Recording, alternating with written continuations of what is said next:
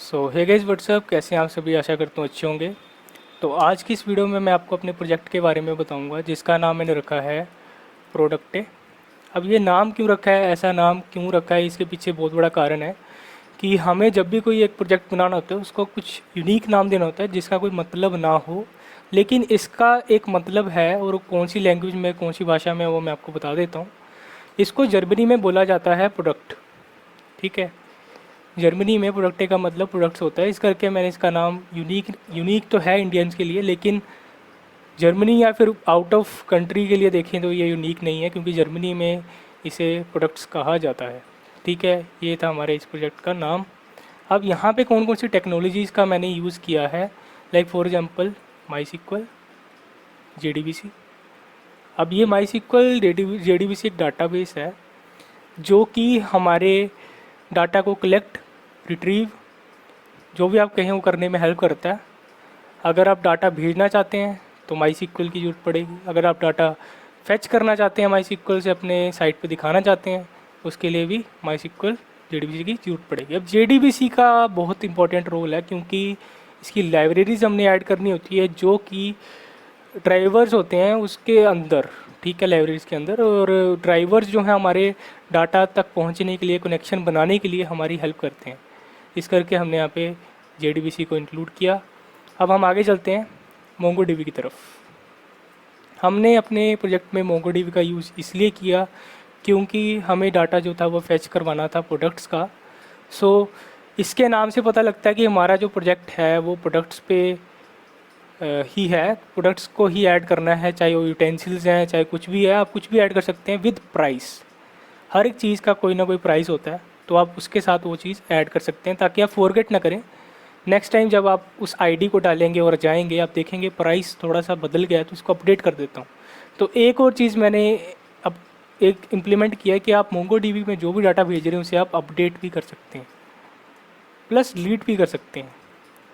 So this is the plus point.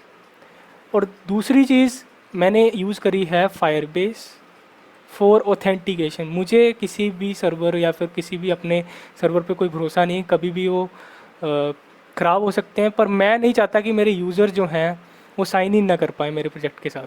तो इसलिए मैंने फायरबेस का यूज़ किया, क्योंकि डाटा जो है बिल्कुल ही, मतलब आप कह दो, एक UID जनरेट करके उसे सेव करके रखता है हमारे किसी फोल्डर में, या फिर आप उसे कलेक्शन कह सकते हैं, कुछ भी कह सकते हैं। जैसे कि मैं आपको वहाँ पे दिखाता हूँ। Late me open Firebase. ठीक है, फायरबेस ओपन किया, गो टू कंसोल पे गया। यहाँ पे आने के बाद आपको यहाँ पे प्रोडक्टे नाम का एक प्रोजेक्ट दिख रहा है, इस पर मैं जाता हूँ। यहाँ पे सीधे मैं ऑथेंटिकेशंस पे आ जाता हूँ। अब जिन जिन यूज़र्स ने मेरे इस प्रोजेक्ट के साथ, जो भी मेरी साइट है इसके साथ जब भी साइन इन किया, तो ये दो यूज़र थे, निमान विवेक 2000, गूगली निमान .4236। ठीक है, अब जैसे ही कोई अदर मेल से करेगा लॉगिन तो उसका डाटा यहाँ पे आ जाएगा, वो मैं आपको प्रैक्टिकली भी करके दिखाऊंगा, डोंट वरी। अब यहाँ पे MongoDB की भी बात हो रही, तो यहाँ पे हम MongoDB पैरेलली खोल लेते हैं ताकि बार बार हमें इस साइट को ओपन करने की, एक्सप्लेन करने की ज़रूरत ना पड़े। So let me open this, go to login.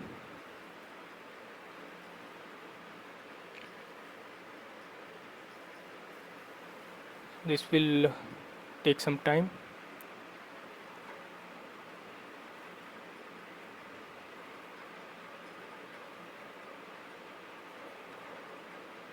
या तो यहाँ पे हमारे जो डाटाबेसेस हैं सारे ब्राउज कलेक्शंस के अंदर होंगे, और डाटाबेस का एक्सेस मैंने दिया है कुछ इस प्रकार की यूज़र को जिसका नाम ये है एंड्रॉयड विवेक, और पासवर्ड तो मैं आपको नहीं बताऊंगा। ब्राउज कलेक्शन पे जाता हूँ। अब इसके अंदर देखिए प्रोडक्टे आ गया। प्रोडक्टे के अंदर एक यूज़र आईडी है जिसको एक यूनिक आईडी दी जा रही है, या फिर आप खुद भी अपने आप को यूनिक आईडी दे सकते हैं। और यूज़र प्रोडक्ट्स के अंदर यूज़र प्रोडक्ट्स आ जाते हैं, सारे प्रोडक्ट्स, जैसे मैगी आ गई, कुछ भी आ गया। ये आपके ऊपर डिपेंड करता है कि आप क्या चाहते हैं। अभी के लिए मैं इसे डिलीट करता हूँ। ठीक है, डोंट वरी, ये जो जब से हम अपना प्रोजेक्ट रन करेंगे तभी अपने आप यहाँ पे फैच होके प्रोडक्टे नाम का एक फ़ाइल आ जाएगी। तो इसे मैं बैकग्राउंड में ऊपर रखूँगा। मैं चाहता हूँ सारी चीज़ें प्रैक्टिकली हो तो ज़्यादा समझ में आती हैं। अब यहाँ पे हमने फायरबेस का यूज़ किया, MongoDB का, MySQL का, एंड यस, इतना ही हमने यूज़ किया। और जो जिस पे हमने काम करना है वो तो एक्लिप्स है, एंटरप्राइज एडिशन, जिसके अंदर हमारे सर्वलेट्स आ जाते हैं, हमारी जावा की सारी क्लासेस आ जाती हैं और सारी चीज़ें, वो आपको पता ही है। जस्ट मैं क्या करता हूँ, मैं अपना एक्लिप्स ओपन करता हूँ, लेट इट बी ओपन।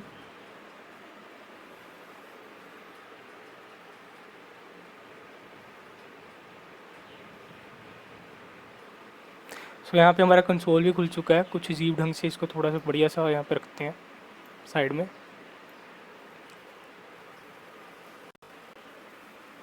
तो यहाँ पे प्रोडक्टे नाम का जो हमारा प्रोजेक्ट है वो है। इसके अंदर क्या कुछ है मैं आपको एक्सप्लेन करूँगा प्रैक्टिकली, डोंट वरी। इसको सबसे पहले मैं रन करके दिखाता हूँ कि कैसी हमारी जो एप्लीकेशन है वो दिखती है, जिस पे हमने अभी लास्ट 4 डेज़ में काम किया है।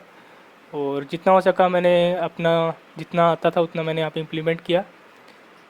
सो यहाँ पे आ रहा है loading descriptor for product, so let us wait.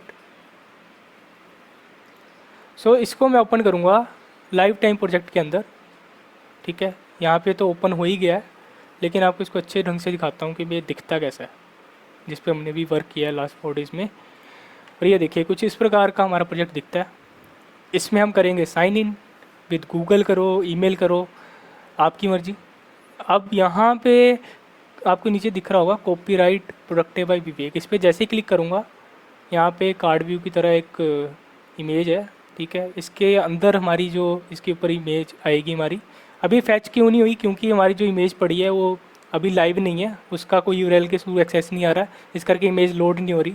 Image load होगी तो सिर्फ इस पे एक्लिप्स पे, जैसे कि मैं इस पे जाऊँगा, यहाँ पे हमने अपना एक फ़ोल्डर का लोकेशन डाला है जहाँ पे हमारी इमेज पड़ी है, इस करके यहाँ पे इमेज हमें दिख रही है। आई होप सो इतना आपको समझ में आ गया होगा। अब हम नेक्स्ट बढ़ते हैं, आगे बढ़ते हैं। यहाँ पे मैंने अपने प्रोजेक्ट में साइन विद गूगल, जैसा कि मैंने आपको बताया था कि जैसे ही कोई एक यूज़र साइन इन करेगा उसका यहाँ पे मुझे नाम दिख जाएगा कि हाँ भी कौन सी मेल से उसने साइन इन करा, ठीक है। अब मैं ऐसे करता हूँ, अपना एक दूसरा अकाउंट खोलता हूँ, ठीक है, लेट इट बी दिस। अब यहाँ पे मैं लोकल होस्ट ओपन करता हूँ, जिसमें मेरी जो ईमेल पड़ी है वो डिफरेंट है, ठीक है। और वो डाटा जाएगा यहाँ पे जैसे वो साइन इन करेगा, ठीक है। तो यहाँ पे हमारा प्रोजेक्ट ओपन हो गया। अब यहाँ पे मैं साइन इन विद गूगल करता हूँ। सो इस यूज़र ने साइन इन किया गूगल की हेल्प से। सो गूगल अपने आप ऑथेंटिकेट करेगा यूज़र को कि ये सही मेल से भी कर रहा है लॉगिन कि नहीं। तो जी हाँ, ये सही मेल है। अब यहाँ पे जो यूज़र का जब साइन इन हो जाता है तो यहाँ पे उसका स्वागत किया जाता है हमारे द्वारा, जिसका नाम विवेक धीमान है, और ईमेल है vivekdhiman.developer@gmail.com। अब इसकी प्रोफाइल की पिक्चर आ गई यहाँ पे, ईमेल वेरीफाइड है, यस, वेरीफाइड बाय गूगल। अब यहाँ पे ये जो vivekdhiman.developer@gmail.com है, इसको हम देखते हैं फायरबेस में कि यहाँ पे अभी आया कि नहीं। तो यहाँ पे अभी दिख नहीं रहा, तो इसे हम रिफ़्रेश करते हैं। सो देखिए यहाँ पे विवेकधीमान.developer कितने बजे कितने टाइम, यहाँ पे आप देख सकते हैं डेट सितंबर 8, आज सितंबर 8 ही है को ये साइन इन करा। अब मैं बात करता हूँ ईमेल ऑथेंटिकेशन की, कि ईमेल में भी सेम ही वर्क होता है। तो चलिए बिना टाइम वेस्ट करे हुए इसे साइन इन ही रहने देते हैं, ठीक है। अब एक चीज़ और बता देता हूँ कि ये जो लिंक्स हैं ये वर्किंग है। गिटहब का लिंक है, आप फॉलो करना चाहते हैं कर सकते हैं, और यूट्यूब में करना चाहते हैं मुझे फॉलो तो सब्सक्राइब कर सकते हैं, इट्स योर विश। अब मैं एक बार ईमेल के थ्रू भी करता हूँ, ठीक है। लाइक ये मेरी नई मेल है, इसके थ्रू मैं साइन इन करूँगा तो ये ज़रूर है कि यू हैव ऑलरेडी यूज विवेकधीमान.developer साइन इन विद गूगल। आपने ऑलरेडी इसे यूज़ करा हुआ है गूगल के साथ साइन इन करने के लिए। तो इसका मतलब हम ईमेल के साथ साइन इन नहीं कर सकते, तो हमें सिर्फ साइन इन विद गूगल ही करना होगा। Okay, so this is the new thing that I have learn. Okay, तो एक बार जिस बंदे ने जिस पाथ के थ्रू साइन इन करा, लाइक फॉर एग्जांपल गूगल के साथ, तो सिर्फ वो गूगल के साथ ही साइन इन कर पाएगा एट अ टाइम, नॉट विया मेल, क्योंकि उसने साइन इन किसके साथ किया हुआ था, गूगल के साथ, ठीक है। हाँ, मैं यहाँ पे क्या करता हूँ, अपने प्रोजेक्ट के बारे में बताता हूँ कि save your data save with us. इस पर जैसे मैंने क्लिक करा, यहाँ पे उसको अपनी एक यूनिक आईडी देनी होगी उसकी। जैसा कि मैंने आपको बताया था स्टार्टिंग में कि जैसे ही कोई यूज़र लॉगिन करता है उसका डाटा मेरे पास आता है। ईमेल आई, मैंने इस बंदे को ईमेल करी कि भाई तेरी जो यूज़र आईडी है, जो आपकी यूज़र आईडी ये है, ठीक है, आपको यही यूज़र आईडी का यूज़ करना है, ठीक है। मैंने इसको यूज़र आईडी दी 1905/415, ठीक है। सबमिट आईडी की उसने, और यहाँ पे बड़ा बड़ा लिखा हुआ है पीछे कि do not forget your ID if you want to use it in future. So सीधा सीधा लिखा हुआ, अगर कोई यूज़र बाद में बोले कि भाई मैं फॉरगेट कर गया, तो मैंने बोलना है कि ये पेज खोलो और यहाँ पे देखो क्या लिखा था। सबमिट आईडी करा। अब यहाँ पे भी आ गया कि ये आपकी आईडी ये है, बड़ा बड़ा लिखा हुआ, ऑथेंटिकेट कर रहे हैं हम यूज़र को कि आपकी आईडी ये है, भूलना नहीं। अगर फिर भी यूज़र भूल जाता है, इन केस अगले पेज में जाएगा ऐड प्रोडक्ट्स वाले, और यहाँ पे क्या है कि उसको रजिस्टर करना पड़ेगा यहाँ पे एक बार, ठीक है। सो यहाँ पे मैं रजिस्टर कर देता हूँ vivekdiman.developer@gmail.com। सो इसको हमने, यार ये तो यूज़र नेम था, sorry, let me copy this and paste it over here. इसका नाम हमने विवेक मान रखा, पासवर्ड मुझे याद है, फिर भी हम यहाँ पे चेंज कर देते हैं। Phone number, if you want to call me then you can for this project. और यहाँ पे मेरा एड्रेस भी आ गया। Choose profile. So profile pic हमारी कुछ इस प्रकार आ जाती है। रजिस्टर किया। अब आप सोच रहे होंगे यूज़र रजिस्टर हो गया, लेकिन अब उसकी जो पिक्चर है, जैसे उसने रजिस्टर हो गया, उसकी पिक्चर कहाँ गई? सो उसकी पिक्चर गई माई सीक्वल सर्वर के अंदर, ठीक है। यहाँ पे मैं इसको साइन इन करवाता हूँ। इसके अंदर मैं लिखता हूँ कि शो डाटा बेसिस, और यहाँ पे मैंने इस वाले प्रोजेक्ट में विवेक वन नाम का डाटाबेस यूज़ करना है, विवेक वन वाला, क्योंकि यही मैंने किया है डाटाबेस के साथ लिंक करने के लिए। एंड देन मैं यहाँ पे कहूँगा शो टेबल्स। सो यहाँ पे सारे टेबल आ गए जो जो हमने यूज़ किया था, जैसे इमेज यूज़ की थी और यूज़र। सो हमें यहाँ पे यूज़र को देखना है, तो सिलेक्ट स्ट्रिंग स्टार्ट फ्रॉम, कहाँ से करना है? यूज़र से करना है।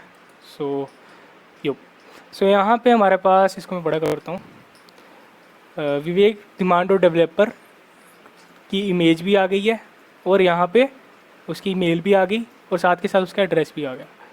इसको छोटा कर लेते हैं, ठीक है। ये एड्रेस आ गया, ठीक है। अब मैं क्या करता हूँ, मैं अपने इस एक्लिप्स में जाता हूँ, इसको एक बार रिफ़्रेश करता हूँ। इसको रिफ़्रेश किया। अब मैं यहाँ पे जाता हूँ। यहाँ पे आने के बाद मैं देखता हूँ इमेजेस के अंदर, ठीक है। यहाँ पे यूज़र प्रोफाइल पिक कुछ ऐसा होगा। देखिए हमारी इमेज यहाँ पे आ चुकी है, फैच हो चुकी है डाटाबेस के अंदर माईसीक्वल वाले, ठीक है। अब मैं क्या करता हूँ, इसको लॉगिन करवाता हूँ इस यूज़र को। सो इसको लॉगिन करवाने के लिए इसकी मेल आईडी, अब विवेक, पासवर्ड, सबमिट किया। Fail to login, why is that so? So अगर आप रजिस्टर नहीं है तो एक बार मैं फिर से एक बार इसको रजिस्टर, अच्छा हम पासवर्ड यहीं से देख लेते हैं। अगर हम पासवर्ड फॉरवर्ड कर गए हैं, हम भूल गए हैं, तो हम यहाँ से भी पासवर्ड देख सकते हैं। यहाँ पे यूज़र पासवर्ड है विवेक, अच्छा 2 बार क्या आ गया था यहाँ पे। सो लॉगिन करवाता हूँ एक बार फिर से।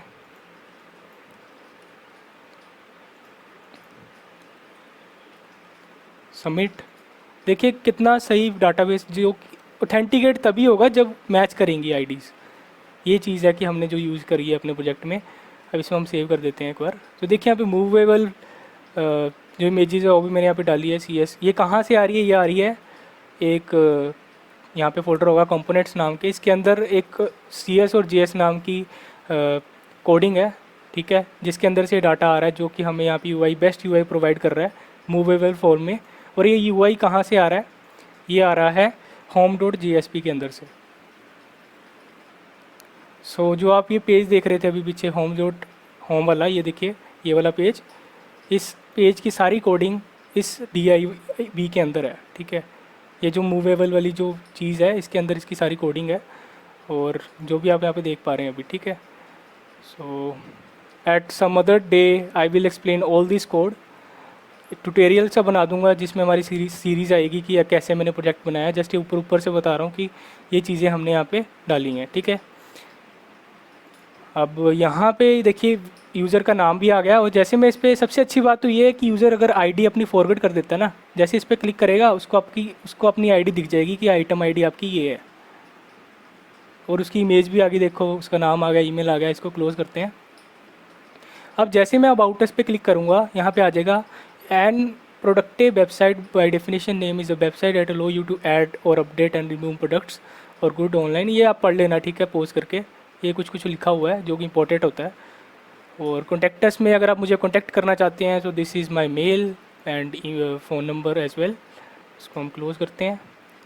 और अभी के लिए मैं यहाँ पे, हमारी आइटम आईडी क्या थी हमें याद रखनी है भाई, नोट लिखा हुआ था 1905-415। This is my university roll number, so you no need to worry.